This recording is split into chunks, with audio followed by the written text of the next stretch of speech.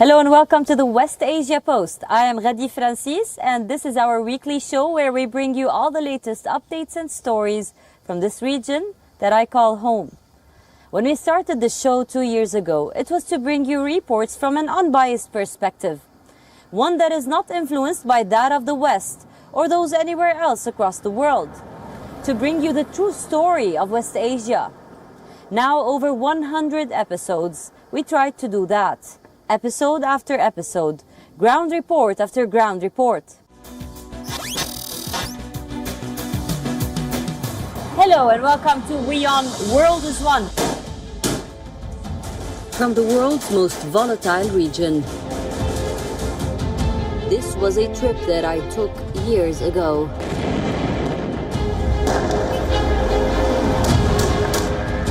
Unresolved conflicts over faith and boundaries. Here it's very close, you can actually see it's around 25 meters. This is the place where Israeli soldiers walk. Stories of death, destruction,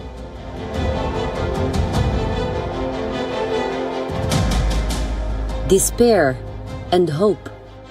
On August 4th, the life of Lebanon was changed forever. The Beirut port explosion rocked the city of Beirut. We took you to the heart of the action. As you can see, the signs of clashes are still here. The government and the search teams have We brought exclusive ground reports. Yet 50 and more people are still missing. Now this is where it all happened. Incisive analysis and unparalleled perspective. From Beirut, Ghadi Francis for WION. It has been 100 episodes, but many more to come. And like we always say, if the news doesn't stop, then why should we? So starting with our top story for this edition of the West Asia Post, and it is about the OPEC oil production cut. The oil cartel has agreed to cut the amount of oil it exports. Now this decision is expected to raise oil prices all across the world. The group says it will help stabilize the prices. But this comes as the West is asking them to pump more oil amid the Ukraine war. Are you paying more at the local gas station? If you are, blame OPEC. Arguably the most powerful cartel in the whole world. On Wednesday, OPEC and its allies met in Vienna. It was their first in-person meeting after the pandemic. The whole thing lasted around 30 minutes. At the end of it, there was an expected announcement. OPEC and its allies will slash oil production. By how much? 2 million barrels per day. They say this output cut will stabilize the markets. You know, our priority now is stabilizing market. Now we could be accused of wanting to influence market in a negative way. That's everybody's prerogative. You and others will see how we conduct ourselves in the months to come. Nobody is buying this explanation. This move isn't aimed at stabilizing the markets. It is aimed at driving up prices. After Russia invaded Ukraine, oil prices surged to record highs. At one point, it was more than $120 per barrel. But fears of a recession cooled down the market. Oil was once again trading near $80 to $90. In the past, OPEC would have been happy with this. $70 to $80 per barrel was their sweet spot. Turns out, not anymore. OPEC and its allies are keen on earning more money. And how do they do that? By reducing supply and driving up prices. Hours after the decision was announced, oil prices surged. Brent crude rose 1.7% to $93 per barrel. So as far as OPEC is concerned, mission accomplished. But politically, this move is even more significant. Time for a quick explainer. This oil cartel includes two main groups. One, the OPEC nations, led by Saudi Arabia and other West Asian states. Two, its allies, led by Russia. Wednesday's decision was a unanimous one, made by both groups, meaning Saudi Arabia and company ganged up with Russia. Needless to say, the US is not happy. OPEC's decision to cut production's quotas is short-sighted, while the global economy is dealing with the continued negative impact of Putin's invasion of Ukraine. Look, it's clear that OPEC Plus is aligning with Russia with today's announcement. Most of the OPEC nations are US allies. Joe Biden was urging them to increase oil output to cool down prices. Back in July, he traveled to Saudi Arabia. Remember, Biden had criticized Crown Prince Mohammed bin Salman in his campaign days, promised to make him a pariah, but in July he was forced to make an embarrassing U-turn. Why? To make Saudi Arabia increase their oil output. Safe to say, it was not enough.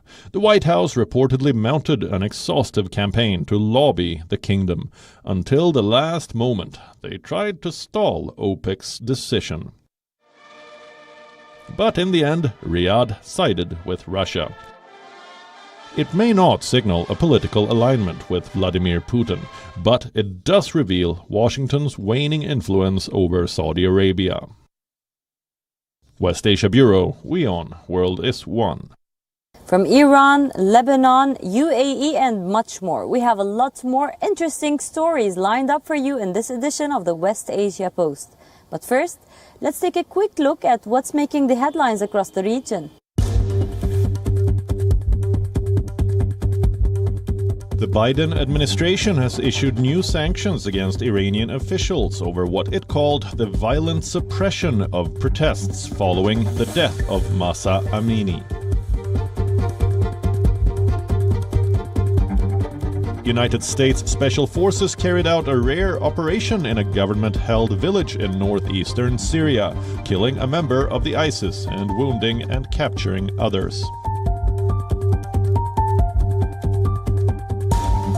The leaders of Turkey and Armenia have held their first face-to-face meeting since the two countries agreed to improve relations. Turkish President Recep Tayyip Erdogan and Prime Minister Nikol Pashinyan met in Prague on the sidelines of a summit.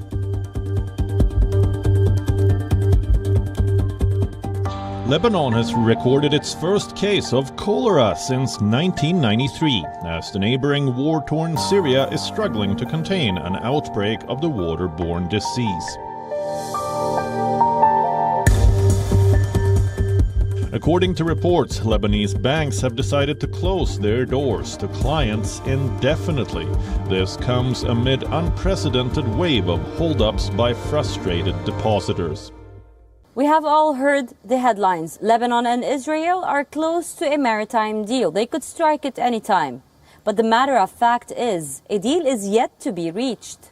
And with two enemies that have decades of baggage and mistrust, it is not that easy. So why is the West so keen on calling it a done deal? Simply because this deal would open up new gas sources for Europe, especially as it is scrambling for energy supplies.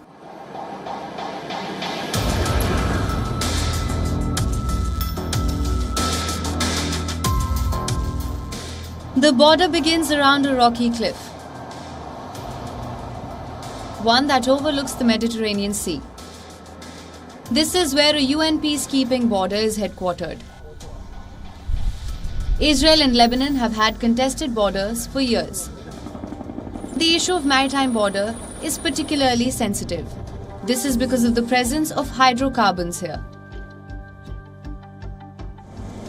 Both parties claim about 860 square kilometers of the Mediterranean. They include it within their own exclusive economic zones. In 2018, Lebanon signed its first contract for offshore drilling. 2 blocks in the Mediterranean for oil and gas. Initial drilling in Block 4 has shown traces of gas, but there were no commercially viable reserves, which brings us to Block 9. Exploration here has not started yet. That is because of its disputed ownership, a dispute that the new maritime border deal wanted to solve. The US proposal splits the sea border into 2 sections. The first 5 kilometers from the shore will be set along a line, one that Israel set as its border years ago. It has already marked this with a row of bores. Beyond that, the border will follow a line initially proposed by the Lebanese. It is often referred to as Line 23. This will demarcate each country's exclusive economic zone. So what about oil and gas exploration?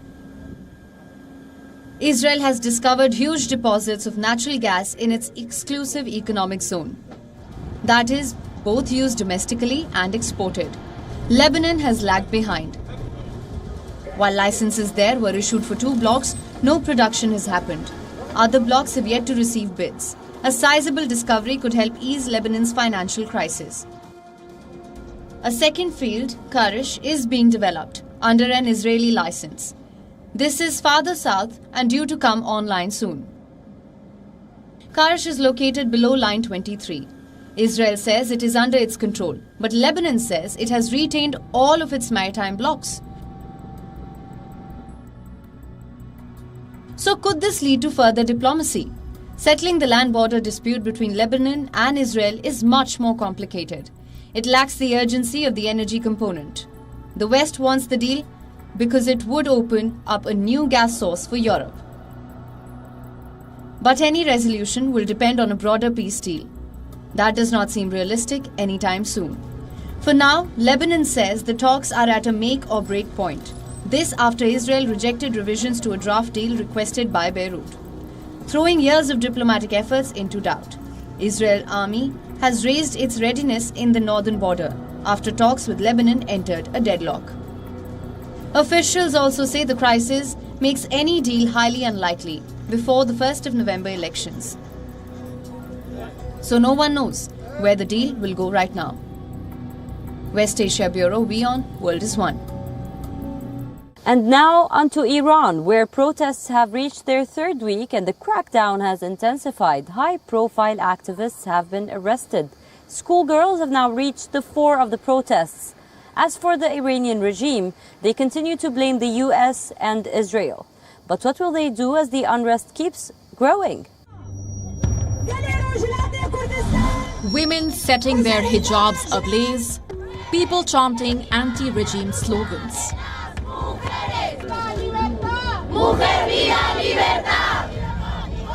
Pictures of the leaders defaced and burned.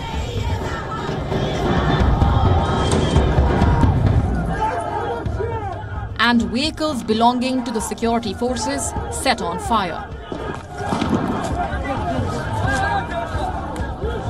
The images of the protests in Iran are indicative of the taboo-breaking nature of a movement. One that erupted after the death of 22-year-old Mahsa Amini.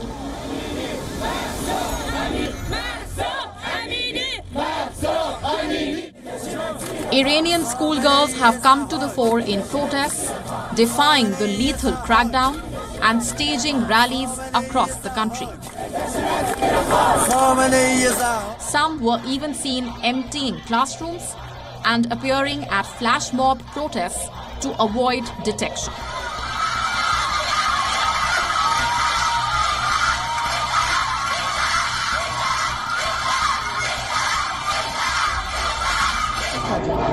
As women-led protests stretched into the 3rd week, Iran has widened its crackdown,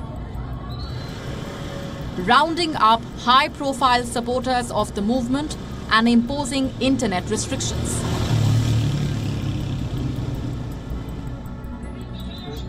According to reports, at least 93 protesters have been killed. Many believe that the number is likely to be higher.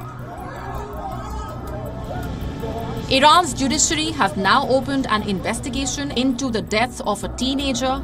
Nikah Shakrami was reportedly killed during the protests. This as the parliamentary speaker warns that protests could destabilize Iran, urging the police to deal harshly with those endangering public order. Meanwhile, the Supreme Leader Khamenei blamed the US and Israel. accusing them of engineering the wave of nationwide unrest. I say clearly that these riots and the insecurity were engineered by the US and the occupying false Zionist regime, as well as their paid agents, with the help of some traitorous Iranians abroad. Iran also summoned Britain's ambassador for the second time, stepping up accusations of a Western role in the unrest. Since last month, the crackdown has drawn global condemnation. On Tuesday, the European Union joined the United States. They said they were looking to impose tough new sanctions. Women, life, freedom. Tehran, on the other hand, continues to blame the West. They say 8 foreign nationals have been arrested. For now, the protests continue for the third straight week.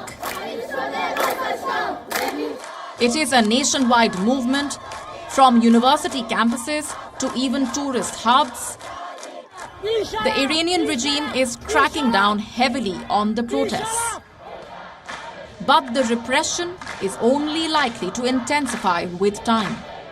What happens next? That is a story we will keep tracking for you. West Asia Bureau, WION World is One. After years of the war, the last 6 months were Yemen's longest lull in fighting.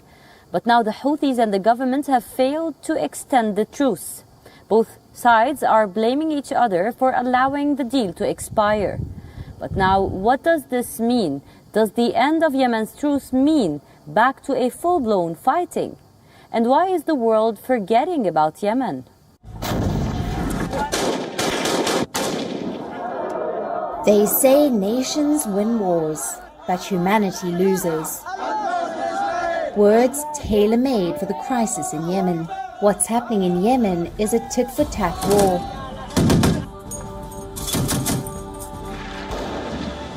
Strikes followed by retaliatory strikes, and then preemptive strikes. All the while, civilians on the ground watch on. For the last 6 months, guns in Yemen fell silent, all because of a UN-brokered truce. The truce was brokered in April. Since then, it has been renewed twice. The ceasefire brought a sharp drop in fighting. Despite claims of violations on both sides, it led to a 60% decrease in displacement. As for child casualties, it dropped by 34%. Residents say their daily lives improved drastically.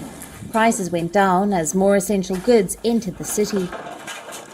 I hope that the truce will continue until the war ends completely, so that we can continue with our small projects. First, open real barns, not on the house roof, also to keep feed prices low and make it available. I transport passengers from here to Al Habban and back. The car started to deteriorate as I drive 6 hours from here to there. On my way back, the car broke down and I could no longer fix it to do anything. The truce worked for 6 months, but not this time. The Yemeni government and Houthis have failed to reach an agreement. The government blames Houthis for the end of the truce. For their part, Houthis say the discussions reached a dead end. So what will this mean for Yemen? The war has killed thousands, leaving behind a conflict-ridden nation where 80% of the population depends on aid. The UN calls it the world's worst humanitarian crisis. So will the fighting resume? Houthis have already issued warnings to Saudi Arabia and the UAE. UN says millions will be at risk if the fighting resumes. Groups have called on both sides to put aside differences and extend what they called an arm of diplomacy. Any resumption of fighting will put 23 million people at risk. As for a new ceasefire, both sides think it is not feasible. This to and fro will likely continue. In the end, one side will emerge victorious. But the question is, will they still have a country left to rule? West Asia Bureau, WION, World is One. The United Arab Emirates is betting big on tech. Their latest bid? A ministry in the Metaverse. The Gulf nation is opening a ministry in the virtual world, ready to engage Gen Z as soon as it's up and running. But what will this ministry look like and what will it do? We tell you more. The United Arab Emirates is ready for the future. It wants to be a pioneer in the depths of the Metaverse. So the Gulf nation is launching a new project, a ministry in the depths of the Metaverse. UAE's economy ministry is busy setting up the shop inside the immersive virtual world that is now taking a shape. So how exactly will it work? Well, once you wear your VR goggles, it is pretty much the same. In the Metaverse, you will find a ministry open for business, with companies and even countries across the globe. They're even ready to sign bilateral agreements with foreign governments. Today, in the Dubai Metaverse Assembly, we managed to launch the Minister of Economy on the Metaverse. It's our third address. We have an address in Abu Dhabi, a physical one, an address in Dubai, a physical one, and a third one on the Metaverse, who really focuses on providing services. Now, the Metaverse is still in its test phase. It is an online world where users eventually will be able to do everything. But the UAE is not staying behind. Once the Metaverse is ready, so will be the Gulf nation.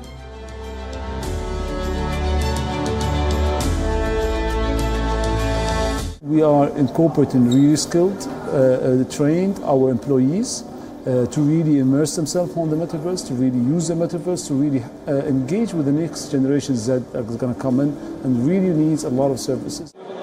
That's not all.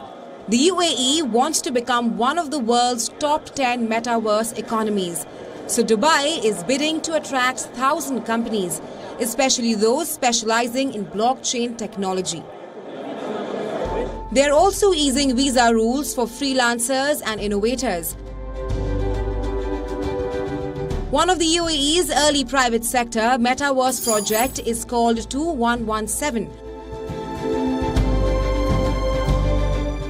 It is named after the Dubai ruler's dream to colonize Mars. Metaverse users can now even buy tickets to space. It will put them on a virtual shuttle carrying settlers to the Red Planet. Oil makes up for just 5% of Dubai's economy. The city has pivoted towards business, tourism, real estate, and new technologies. The UAE has already introduced a law governing virtual assets and a regulatory body for cryptocurrencies. All this while welcoming a major crypto exchange platforms. According to Meta, research shows that the Metaverse could add $360 billion to GDP in the MENA region. So the UAE is bidding big on that. West Asia Bureau, WION, World is One. That's all we have for you on this episode of the West Asia Post. I will see you next week with a brand new lineup, bringing you more stories from the world's most volatile region. Until then, stay safe. I am Ghadi Francis, and you're watching WION. World is One.